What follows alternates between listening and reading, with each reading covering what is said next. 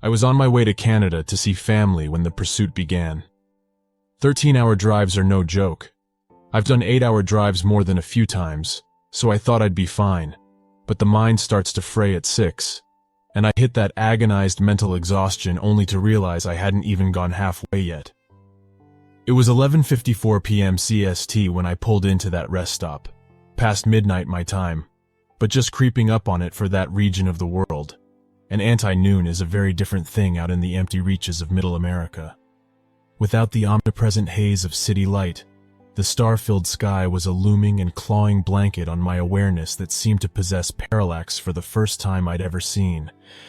As I climbed out of my borrowed family van, stretched, scanned the silent and still darkness, and began walking warily and unsteadily toward the pool of light around the rest stop building, I had the strangest notion that I could sense the different distance of the stars and even see them moving slightly.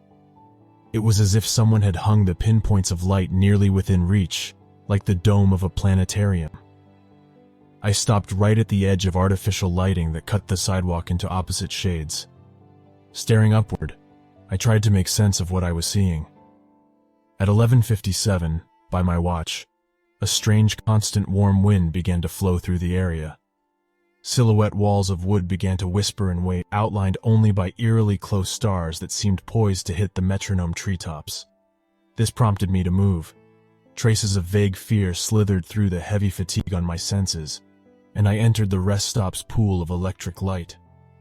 The dark red sedan rose in the edge of my vision like a bubble emerging from the depths of a lake.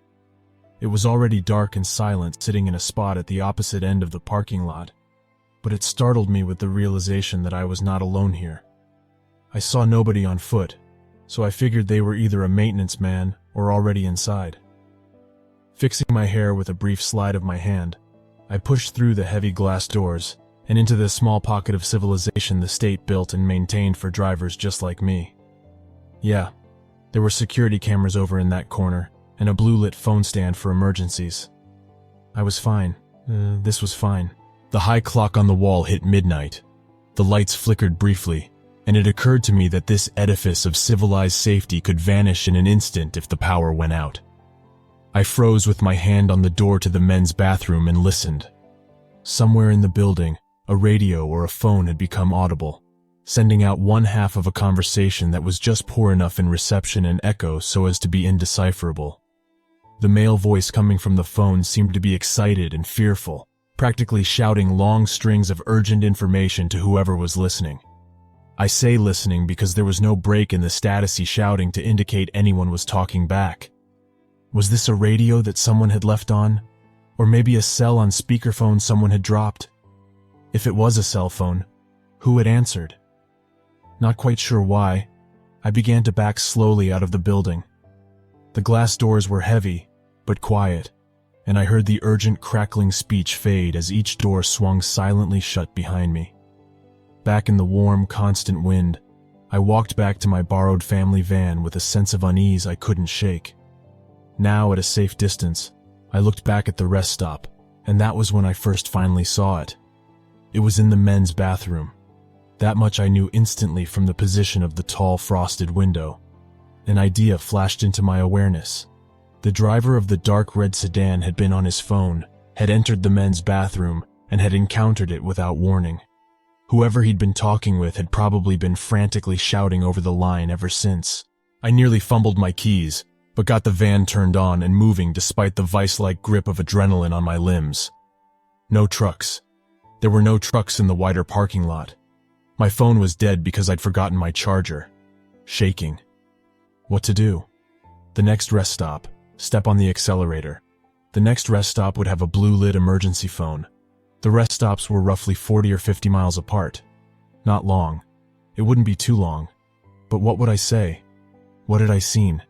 How had I even recognized it as a monster? The creatures I'd always seen in movies were typically of a few different but very clear types. Transmorphic like the Thing, smooth and bladed like the Alien, twisted perversions from places like Silent Hill, or animalistic like a werewolf. But the shadow I'd seen had been of something else entirely. No cars, no gas stations, no exits, just endless dark highway. I hit the next rest stop at 12:54 a.m. CST, and I jumped out and ran through warm, constant wind under those eerily close stars to reach these new heavy glass doors. I froze with my hand on the second handle and turned to look back. There, close to the middle of the line of car parking spots, was a dark red sedan. Was it the same one? I hadn't gotten the license plate the first time, but how had they gotten ahead of me? I hadn't seen a single car on the road. Had they driven past with their lights off somehow? Different setup inside. It was a similar building, but with more corners. I clung to the brick wall and moved quietly. The high clock hit 1 a.m., and the lights flickered briefly. I put my back to brick next to the blue-lit phone and picked it up while watching the closed bathroom doors and the entrance to the vending machine area. To my surprise, the phone was already active. A male voice said, "Hello?" I responded with, "Hello?" as well, completely taken off guard. "Who is this?" He began to say. "Who is this?" I said, cutting him off, then stopping myself as I heard his question.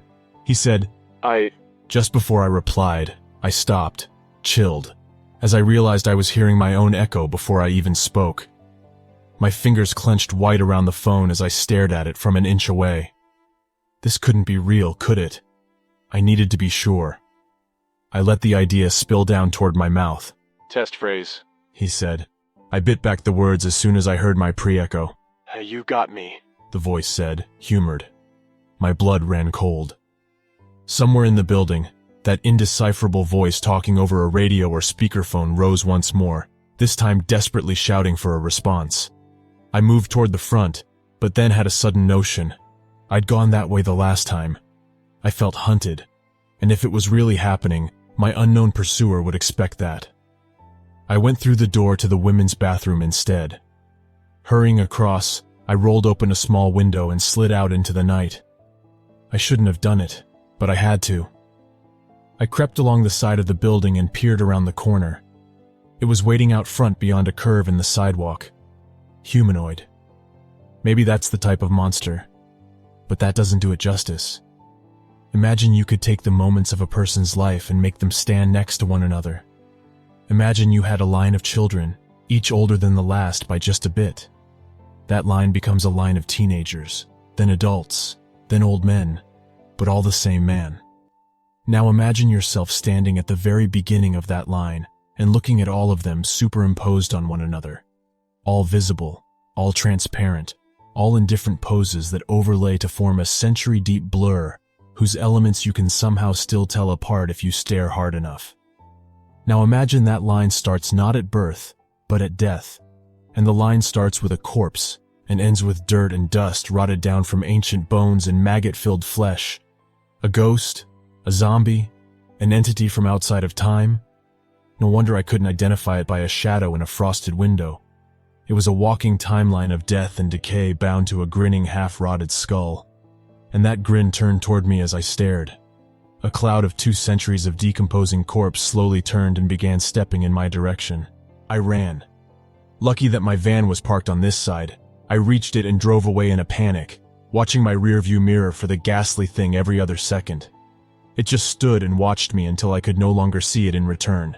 No cars, no gas stations, no exits, just endless dark highway. With my foot on the accelerator the entire time, more than happy to get a huge speeding ticket. If only it meant that I could find a cop, I hit the next rest stop at 1:54 a.m. CST. Laughing darkly to myself in confirmation, I hopped out and checked the license plate of the dark red sedan parked in the dead middle of the row of spots. It was different. It was different. But so was the rest stop's architecture and layout. I'd seen enough Twilight Zones to not fall for it. The only difference was that this was actually happening, and my brain just kept running scenario after scenario trying to understand how this could be explained away. The bubble of light around the rest stop no longer seemed inviting. I slunk in, gaze darting and alert, and picked up the blue-lit emergency phone. Not hearing a dial tone, I asked, "What do you want?" My heart sank as that same voice replied, "I'm missing a piece." And indeed, I knew what he meant. There had been one missing moment in the visible timeline of that decaying corpse entity, the one closest to still alive, the one that most human beings saw only in coffins at funerals. The thing following me was a ghost without a soul, a dead thing that had not yet found a living thing to be a part of. I asked the question burning at the forefront of my mind. Why me? Isn't it obvious? I'm your future. No! The phone began to creak under the force of my squeezing hand. Yes. Did you think you were going to live forever? I'm not dead yet. I screamed into the receiver. The voice on the other end paused before asking, Am I early? Oh my, what time is it by your clock? I looked up at the high clock on the wall. 2:05 a.m. Shit, that's right. We're on a road trip. I've got the wrong time zone. Its words initially brought me a spark of hope, but then I grew suspicious. What do you mean? When were you supposed to come? We were supposed to die at 12:54 a.m. The entity breathed, very concerned. We fell asleep while driving and suffered a fatal crash. This is CST, I shouted half hopefully and half angrily. You came an hour early. No way I'd fall asleep after that adrenaline rush. So I'm your ghost, yet you didn't die. Because I showed up an hour early. We should meet and talk about what to do. While it seemed distracted, I dropped the phone and made a dash out the heavy glass doors and toward my van. It turned and tried to give chase, but I'd chosen the perfect moment. The van roared to life and the headlights seared fire across its path. No cars, no gas stations, no exits, just endless dark highway. I hit the next rest stop at 2:54 a.m. CST, already darkly bitter about what I was to find. The dark red sedan was now nearly on the other end of the parking lot from where it had started. I didn't stop. I blew right on through. The radio crackled, and his voice came through on the static. I can't let you go. You know that, right? Go to hell! I slammed my hand down on the radio button. Wait. No cars, no gas stations, no exits, just endless dark highway. I hit the next rest stop at 3:54 a.m. CST with my gas tank nearly on empty, and the sky showing zero signs of dawn. In this latest lot, the dark red sedan was at the farthest possible spot. There was no more running. My gas tank wouldn't take me to the next stop. I'd had ample time to think about that, however, and I eyed the dark red sedan that was somehow part of this mysterious battle of will. The 2 centuries of progressively decaying corpse was waiting right there in the rest stop's light, and began stepping toward me. I picked up a rock and smashed the window of the dark red sedan. As I cleared away glass and reached down to open the passenger side door, the radio inside lit up and said, Do you know what will happen if you do escape? I won't lie. Reality will pop like a punctured balloon. Have you ever heard of a ghost without a dead human being to go with it? It's never happened before. Time will unzip. I climbed in and began reaching around in near total darkness looking for keys. The trash-filled car stank horribly, and I found myself fighting exhaustion, nausea, and darkness to stay focused. By the time I realized the keys were already in the ignition, the creature was right outside the broken window, and I turned the car on and tried to dive down to reach the gas pedal with my hand. But I didn't get there. Part of the piles of trash turned out to be a man reclining in the driver's seat, and part of the smell turned out to be coming from his bloated body. Not my ghost. This man had died in his dark red sedan some time ago. Not my ghost. It grasped my pant leg through the window and I felt my jeans disintegrate up to my knee.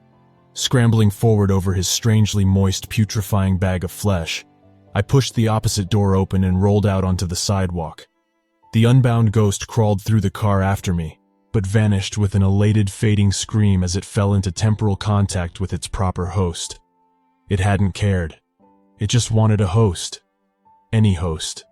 It had lied. With time properly bound once more and the universe zipped together correctly, the sun rose not too long after.